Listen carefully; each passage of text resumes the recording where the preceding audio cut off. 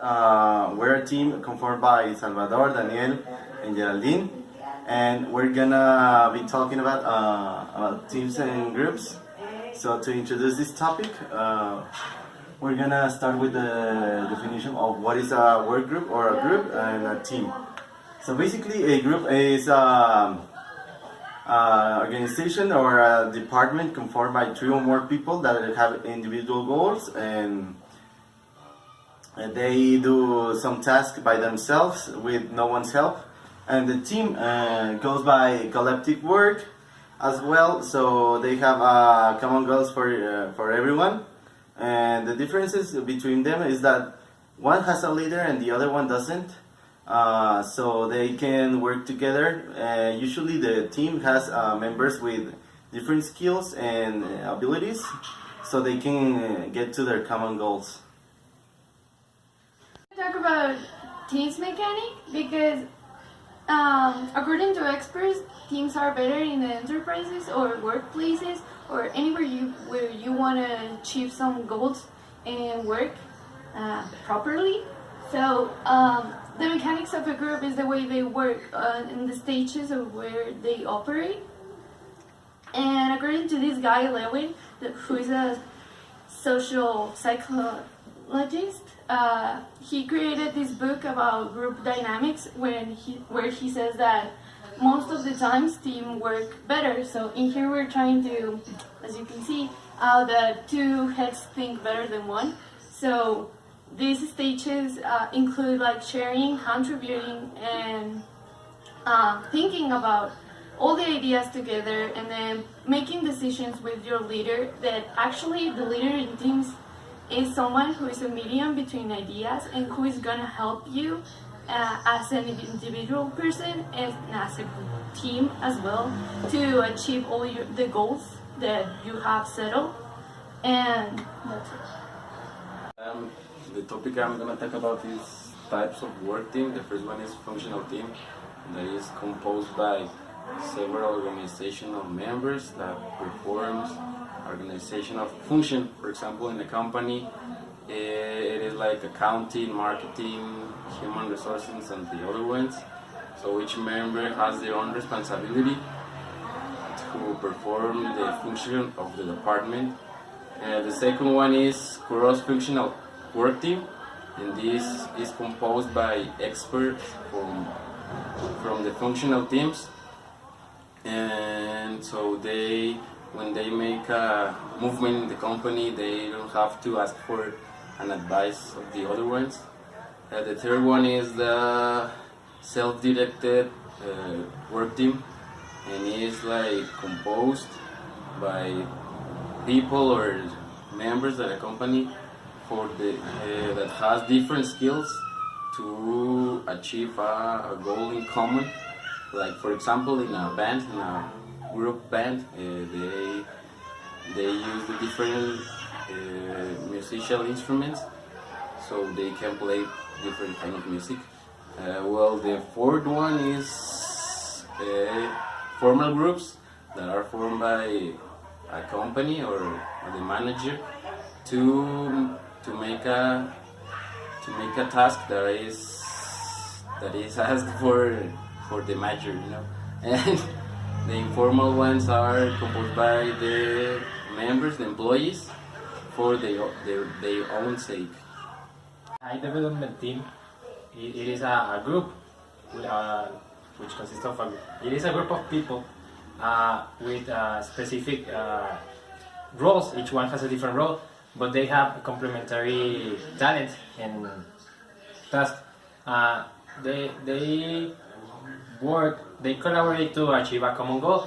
So often they have better results than a group and just a team, because I think in a high development team, everyone is a leader, not their own leader, but acts as a leader, and this obviously ends up in better results. There are stages on developing a high development team, which are forming, which is considered as the beginning of the team, which everyone is just settling and resolving doubts and everything. Then we have storming, which everyone starts establishing their position in the team. There is norming, and which they establish the rules and the norms that they will follow, and when they are ready to go, there is performing, which is when they start working as a team. Obviously, in a group there are some characteristics and ways in which a leader can act and behave, which is a leader inspires more than he drives people. This also generates trust and respect. In order for them to be a good team, there has to be respect and trust between them, and this will end up in a team, in a high level of team. So leadership is a skill that a person has to lead a group of people or a really big amount of people.